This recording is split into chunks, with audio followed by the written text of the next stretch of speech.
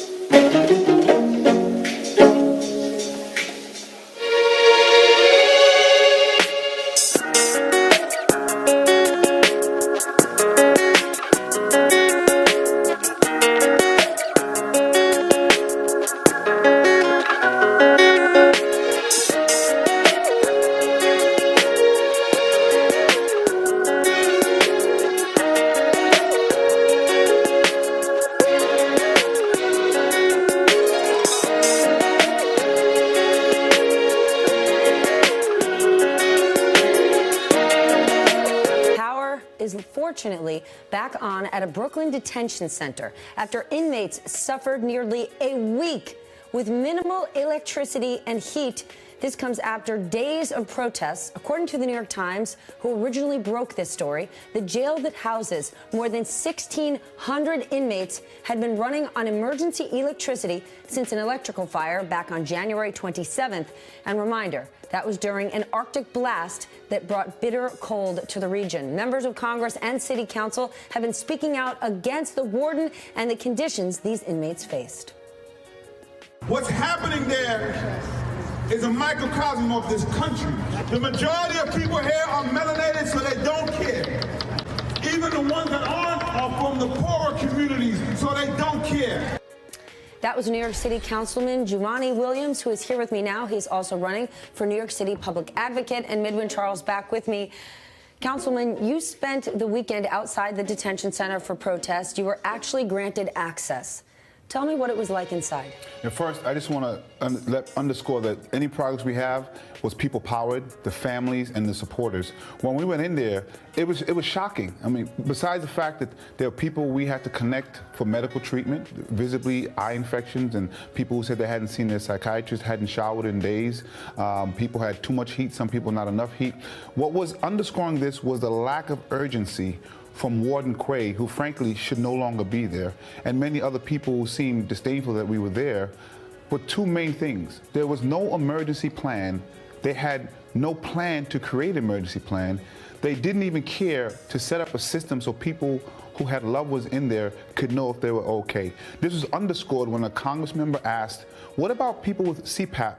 And if they don't get it, they may actually have a stroke. The warden said, oh, we hadn't thought of that. But what are you talking about? They refused blankets and hand warmers from the city. We finally worked with the mayor to force them to take it. The next day we found out they hadn't even distributed it. They simply didn't seem to be caring about the humanity of the people who were there. Now, there are reports that pepper spray was used during some of the more chaotic situations. What does that even mean, a chaotic situation? What was going on inside? So you have to remember that people hadn't spoken to their loved ones in over a week. They had no idea if they were okay. When I was in there, we took as many numbers as we could to reach out to families who thanked me so much for reaching out just to let them know I spoke to someone. And so in an emotional state, when there was someone saw their child at the window and wanted to make sure that he was okay, and they went to the door, and instead of showing some compassion, they immediately rushed and started praying. For me, as I said, it's so true. The melanated people, babies, who this administration has separated at the border, and the melanated people primarily who are in that federal building, there's a connection to me. The humanity seemed to be missing, like we just don't care about those folks. And even the people who aren't melanated, who are from the poorer echelons, it just critically. Now, I can't say that state and city prison system is better. I can say this, that if there was an emergency like this, at minimum, people would have been granted access and inspections to make sure that these things were going on. And what I want people to understand now is that this is not an end. There was issues that happened in this prison before. We heard about prisoners saying that they were using heat for punishment. We want to investigate that. We've heard that the heating system was never built the way it should have been to begin with. And so a lot of these problems were exacerbated by this emergency. And my hope is that we don't keep the microscope, we don't take the microscope away. This was a terrible, terrible week. But many of these people have dealing with these issues long before that. And that's not what they were sentenced to. Midwin. By the way, some of them have not been sentenced or pre-trial. Even if they were sentenced, they shouldn't go. But some of them are pre-trial. Some of them are on their way back home. I just want to be clear about that. Wow. Midwin, the Federal Bureau of Prisons officials, they are due in federal court tomorrow.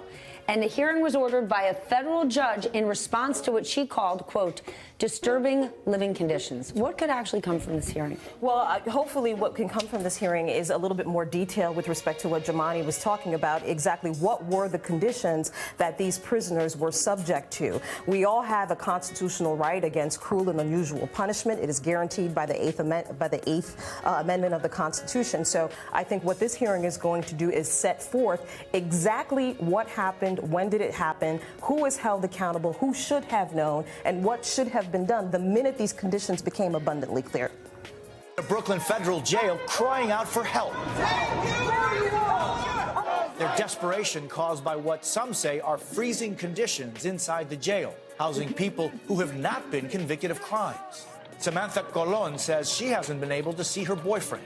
He's wearing every piece of clothing that he has, and he has towels wrapped around his head. He's been huddled in his bed for days. He doesn't want to get out because he can't take the cold.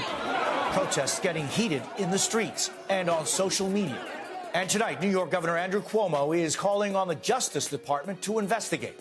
The Federal Bureau of Prisons said in a statement the prison experienced a partial power outage due to a fire in the gear switch room, adding the inmates have hot water for showers and hot water in the sinks in the cell. David Patton, the chief federal defender for New York, says he plans to file a lawsuit on behalf of the inmates. They're not getting adequate heat, and the conditions overall are not safe. Officials now expecting power to be restored to the jail by tomorrow. In its statement, the Federal Bureau of Prisons also says medical staff are checking on each inmate to ensure their safety.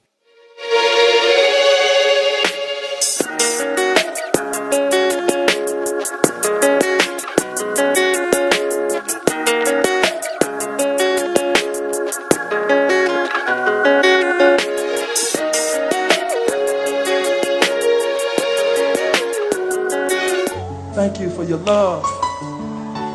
Thank you for your love.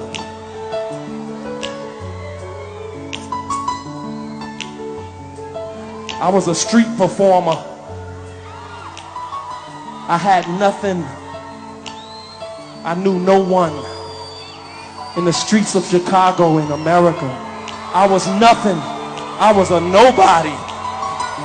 I was a hustler, but I was a nobody. No money, no food. But my mother always taught me to believe in God. She always taught me to don't give up. Believe in what it is you want. Now, son, go out and get it.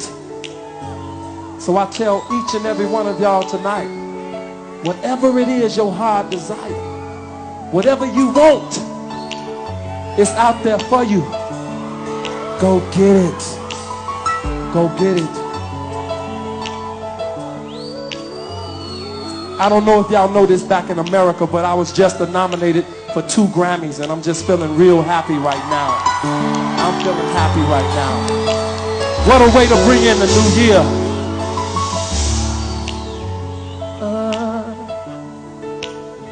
Sometimes. Can I say whatever I feel right now?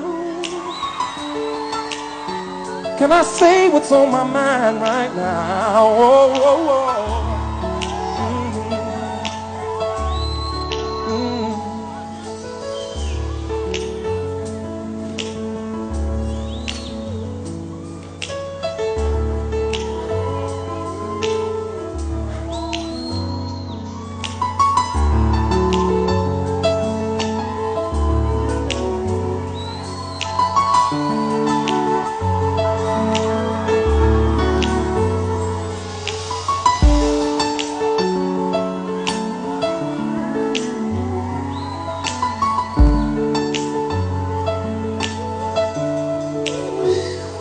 Feel so much love in the air right now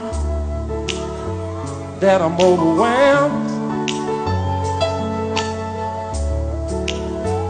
Feel so much love in the air right now that I'm overwhelmed.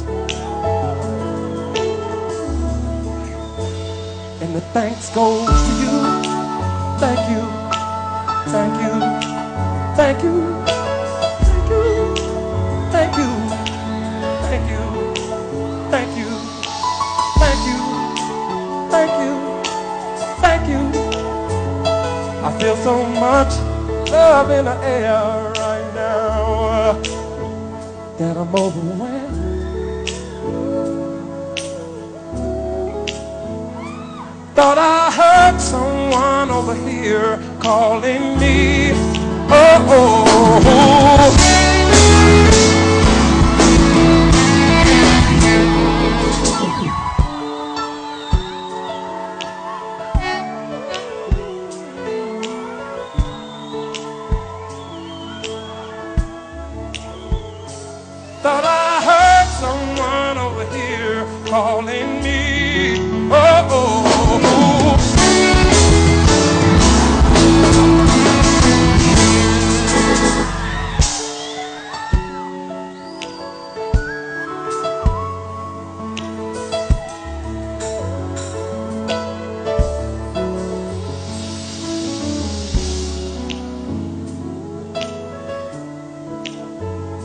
I thought I heard someone in the middle calling me.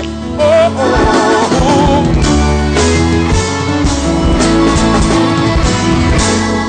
Thought I heard someone in the balcony calling me. Oh, oh.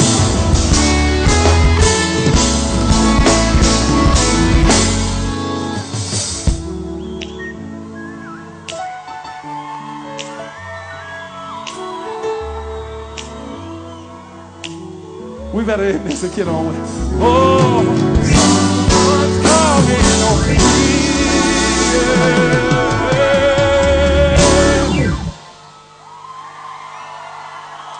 I love them. Thank you for your love. Thank you for your love.